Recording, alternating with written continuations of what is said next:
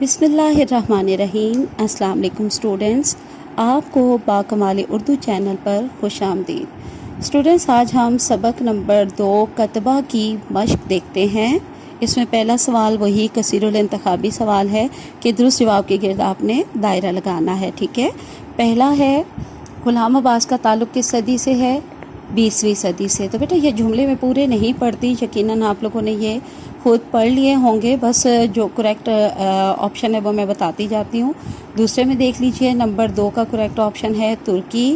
Number 3 کا دیکھیے درست آپشن ہے بیان، اور نمبر 4 میں دیکھیے تو کریکٹ آپشن ہے بے حروف اضافت۔ نمبر 5 میں ہے کریکٹ آپشن 3، اور نمبر 6 میں کریکٹ آپشن ہے حقیقت پسندی، ٹھیک ہے۔ اب ہم اگلا سوال دیکھتے ہیں۔ درج ذیل نثر پارے کو فہم کے ساتھ پڑھ کر دیے گئے سوالات کے جوابات دیں۔ تو یہ ہم نے تو ہوم ورک کے لیے دیا تھا، آپ کو بھی میں تھوڑا بتا دیتی ہوں ان کے سوالوں کے کہاں سے کہاں تک جواب ہیں، پورا یہ پڑھیں گے نہیں۔ یہ عبارت آپ کو دی گئی ہے، اور یہ جو آپ کا فیڈرل بورڈ کے پیپر پیٹرن میں جو سوال نمبر 2 ہے، اس کے 3 حصے ہوتے ہیں، اس میں سے حصہ الف میں یہ سوال آتا ہے تفہیم عبارت والا، تو یہ وہ آپ کو دیا گیا ہے۔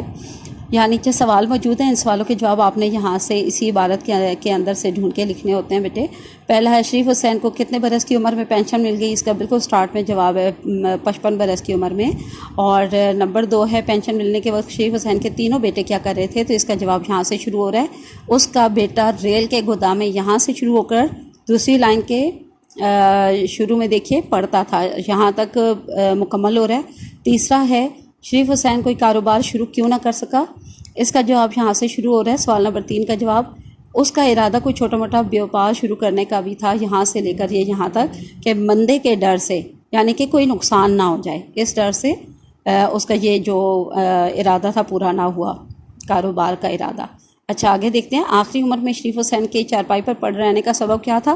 اس کا صرف آپ نے جواب کیا کی جگہ نمونیا لکھ دینا ہے کہ وہ نمونیا کی وجہ سے چارپائی پہ پڑ گیا تھا۔ شریف حسین کو نمونیا کیوں ہوا؟ تو اس کا جواب یہاں سے شروع ہو رہا ہے، جاڑے کی ایک رات کو وہ کسی کام سے بستر سے اٹھا، یہاں سے لے کے نچلی لائن پہ آپ دیکھیے یہاں پہ، اور اسے نمونیا ہو گیا، یہاں تک آپ نے کرنا ہے۔ اچھا، اس کی بیوی اور بہو دن رات اس کی پٹی سے لگی بیٹھی رہیں، اس جملے کا مفہوم لکھیں۔ تو اس کا مفہوم کیا ہے؟ نمونیا جیسی موذی بیماری میں جب شریف حسین چارپائی پر پڑ گیا تو اس کی بیوی اور بہو ہر وقت 24 گھنٹے اس کے پاس رہتی، اس کی چارپائی سے جڑی رہتی، اس کا خیال رکھنے کے لیے وہاں اس کے پاس ہر وقت موجود رہتی۔ آگے آ گیا افسانہ۔ تو افسانہ کی تعریف میں نے آپ کو پچھلی ویڈیو میں سٹارٹ میں بتا دی ہے۔ سب سے پہلے آپ نے تعریف کی ہیڈنگ دینی ہے، پھر تعریف لکھنی ہے آپ نے، یہ ساری آپ کو میں نے پچھلی اس میں بتا دی ہے۔ اس کے بعد یہاں اس میں نے تھوڑا سا اضافہ کیا ہے، چند مشہور افسانہ نگار کے نام لکھے ہیں، یہ صرف مختصراً دیکھ لیں، یہ ضروری نہیں ہے کہ آ جائے، لیکن کہیں آپ کے کام آ سکتے ہیں۔ تو چند مشہور افسانہ نگار ہیں، پریم چند، سجاد حیدر یلدرم، سعادت حسن منٹو، غلام عباس، ممتاز مفتی، احمد ندیم قاسمی، اشفاق احمد، انتظار حسین، قرۃ العین حیدر، خدیجہ مستور وغیرہ، ٹھیک ہے۔ اچھا، اس کے بعد افسانہ کے اجزائے ترکیبی، یہ آپ نے ہیڈنگ دینی ہے، اور اس میں یہ اجزائے ترکیبی بتانے ہیں، پلاٹ، کردار، نقطہ نظر یا مرکزی خیال، مکالمہ، آغاز و اختتام، اسلوب بیان، یہ تو بک میں بتائے گئے ہیں۔ اس کے علاوہ کچھ تھوڑے اور بھی ہوتے ہیں، ان میں سے جو یاد آپ آسانی سے کر سکیں، کم سے کم 5 سے 7 آپ نے لکھ کے آگے وغیرہ خلاص لگا دینا، ٹھیک ہے۔ منظر نگاری، اختصار، مقصدیت، انداز وغیرہ۔ آگے دیکھتے ہیں طلبہ سے کتبہ کے درج ذیل اہم نکات اور اشارات کی۔ اچھا، یہ جو ہے یہ آپ کے اپنے کرنے کا ہے، لیکن یہ ہے کہ خلاصہ جو ہے نا آپ کو آنا چاہیے اس سبق کا۔ تو یہ دیکھیے، یہ جتنے نکات بتائے گئے ہیں، سرکاری عمارتیں، دفتر سے چھٹی، مختلف کلرکوں کے حلیے، شریف حسین کے گھر کے بجائے جامع مسجد جانا،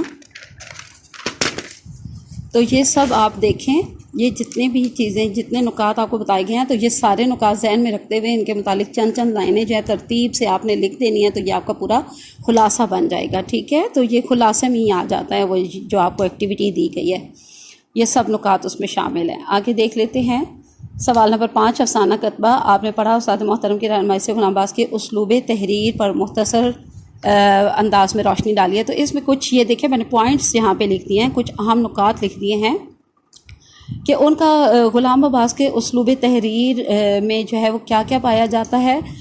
سادہ اور پر اثر تحریر ہوتی ہے ان کی، نفسیاتی تجزیہ پایا جاتا ہے غلام عباس کی تحریر میں، صاف زبان استعمال ہو رہی ہوتی ہے، بالکل صاف اور واضح، جو عام فہم زبان ہوتی ہے ہر عام آدمی کو بھی سمجھ آ جاتی ہے، اور معمولی بات کو وہ غیر معمولی بنانا بہت اچھی طرح سے جانتے ہیں۔